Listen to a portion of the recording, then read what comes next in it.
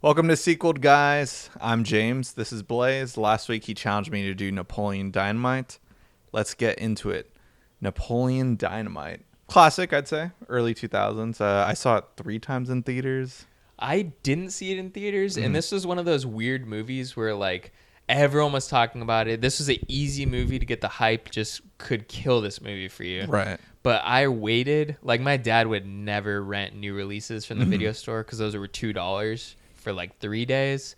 But an old movie was, like, $1 for, like, a whole week. Exactly. So, did you go to Blockbuster or was it like... No, hell no. It was like a local video store. Because Blockbuster was like $5, like, regardless. Right, yeah. Like, any movie was $3 for 5 days, I think, for their cheaper, older ones. And then ones. you're going to get just destroyed by late fees if you're even late like a minute. There's like a guy waiting there with like his watch and shit. There's a reason they're out of business.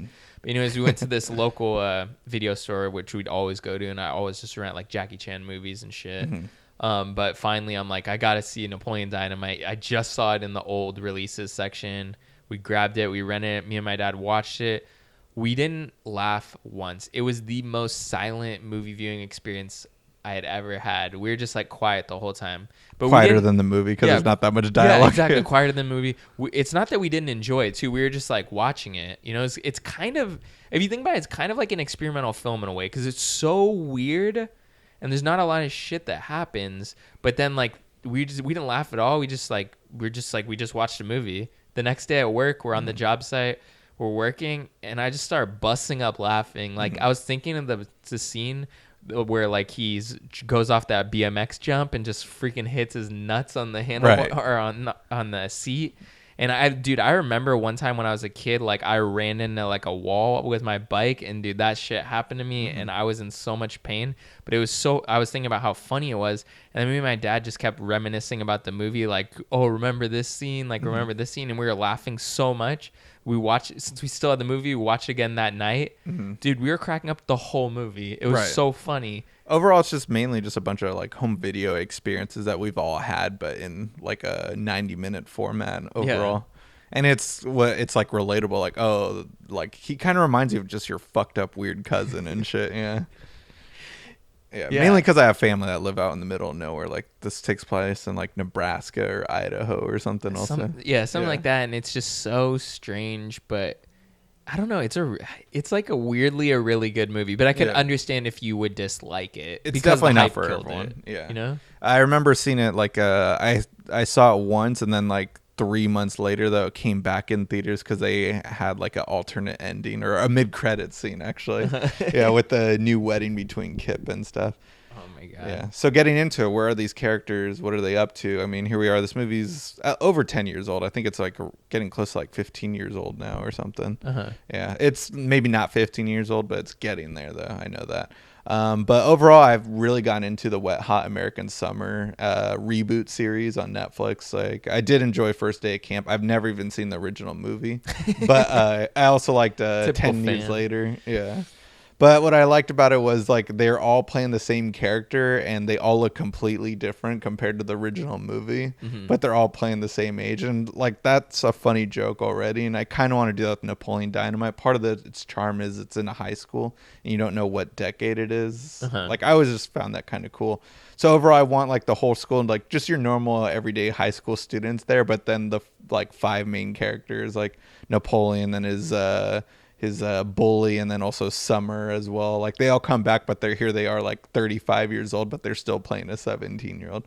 I'm ripping that joke off, but I just thought it'd be funny. I think it would that could be a funny take on it. So that's not overall the plot, of course, but I just want to steal that joke, like that, have it make no sense. Like already you're starting off the bat, like this is what you're in for the rest of the movie. I like it. Yeah. But overall, the premise, though, so I don't have like every character fleshed out. Maybe you can help me out with Pedro, because Pedro's got to come back. I think he's got to be like basically since he is the president of the school, I think he's got to be like, you know, he's like a silent leader, but like fucking just like everything's on point. Like the school is better. There's got to be fruit punch coming out of the water fountains, because every school president has always asked for that. Exactly. Pedro who gets it done. But no, he's not going to do fruit punch. It's milk. You know, provided from the cows from the state or the whole city or town. Well, because milk was like a huge thing because it's like a school lunch has milk and stuff. But like, how disgusting would it be if milk came out of the water fountain? It's like, oh, this is like, have you ever had an ice cold glass of milk? Like, it's so refreshing, but it's just weird. Like, I think that could be funny. Like, he's brought also maybe some cool extracurricular activities as well. Like I remember they're in that weird like farming like a club or something, but maybe also like a bike riding club or just other weird stuff like that. Definitely road biking. Yeah. Like I feel like that would maybe be Rex Kwon Do. He now has like a after school seminar available for students and stuff. Yeah. Rex Kwon Do. Rex Kwon Do. Rex Kwon Do. In terms of where I'm going with the story, I did have like overall like kind of a central thesis of what I wanted to happen with some of the characters. Sadly, I do want Meg's going to come back, but Meg had transferred to a different school, unfortunately. So it's kind of sad, but I really like an idea of them kind of still being friends but sending letters to each other or something. They should definitely be like pen pals, like exactly, like writing each other letters, and you should have those like great scenes of them like writing the letters to each other and with like a voiceover. Exactly, with voiceover, and then like also his thoughts to himself, like no fucking idiot, or not fucking it, or maybe he says fucking one. let's up this, let's up the ante on this one. He just cusses it a lot. He cusses it to himself, like where he like writes like no Napoleon freaking idiot, and then like but he actually might write that down also or something. Just kind of make the joke along like a scratches stuff out, but like scratches through the paper, and he has to scotch tape it back together. Masking tape. Masking it's, tape. Still kind of white. Yeah, just have the scene as long as possible. Yeah, and drawn out. But overall, like the central thesis is like Pedro wants everyone to have such a great grad night. It's their final senior year. Prom went down and Meg couldn't make it. Napoleon went solo to prom. So that could be a joke. But sadly, though, they're trying to set up grad night and Pedro wants such a huge, big thing. And Napoleon comes with the idea of them doing Girl Scout cookies. So they're competing with actual Girl Scouts. Like not necessarily them two, but maybe like all the nerds of the school agree because they really want this big grad night at like Boomers, where whatever they have over in the Idaho or Nebraska where this movie takes place. But our grad night, we had 2 grad nights. We had Disneyland, but on the final graduation night we also had like a grad night at a bowling alley, and that's where I kind of see them trying to have it. I definitely remember that night, and it seemed like no one planned it, but it was like impromptu, but yet the school had buses that sent us out there and everything was free. Laser tagging was but free. I didn't even know that. Like I felt like nobody knew this was happening. I feel like parents somehow knew, but it wasn't a surprise. I didn't know. I just like found the weird out the thing day is that of. it wasn't even a surprise. I feel like at like a normal school everyone would be like, surprise, they're all going here, but it wasn't a surprise, but it wasn't known. Right. It was weird, but it was fun, and only $20 covered food and bowling and laser tag and all this. But this is more or actually it's expensive out here, like, or for over there maybe. Yeah, so they're overall just selling Girl Scout cookies and like have a couple funny scenes with that. You can have some cool scenarios. And finally though, we get the ending we wanted. Like the promise comes back, but this time it's covered by newfound glory. And what's it called? Meg comes in with like a bowling ball, like the tetherball scene. And Napoleon's so happy to see Meg visiting their grad night. She showed up and still ends ambiguous though. Like he's holding the ball there with 2 hands and her fingers go into the slots. Yeah, there we go. I love it.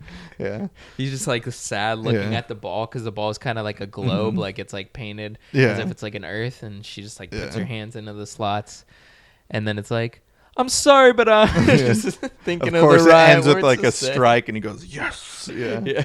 And then her hand just like grabs the top. I don't know. I'm just thinking just stupid, cheesy ways that you can have that scene play out. So overall, like just a rehash of the original, but like has its own thing though going for it. So I feel like you can't really go wrong with a Napoleon Dynamite sequel. It's so far down the line, but the joke is like, nothing's changed too much. Nothing's changed, and it's kind of the same. I think it should just be very experimental with like the way the story goes, and like just have these weird scenes that happen to people, but it doesn't, and it's like weird, but it's like relatable. Right. I think that's what I like about the first one. I do think that the first one is kind of a masterpiece. Yeah, I haven't seen it in years, and it never got old for me though. I can watch it and I still probably have all the lines memorized. Actually, it's an easy movie to memorize. There's only like 20 pages worth of dialogue, I'd say. Yeah, definitely. So what are you going to challenge me for next week? So we were going to get a sequel to this movie already, but Kevin Smith unfortunately got stuck in development hell. I remember, if you remember on Instagram, he was getting all the original cast members being like, coming back from Mallrats 2. So that's what I have you doing, Mallrats. Instead, we're getting a Jay and Silent Bob reboot, which I like those characters. I just don't like them for a feature-length movie. But are they going to come back for Mallrats 2? You tell me next week. I think they would have to make an appearance. We'll see where I'm going to put them. But yeah, I'm interested to at least watch Mallrats again and kind of think of where it would go. It's not going to be the official Kevin Smith version, but I'll give you my shitty version. So look forward to that. Next week, we're talking Mallrats 2. Peace.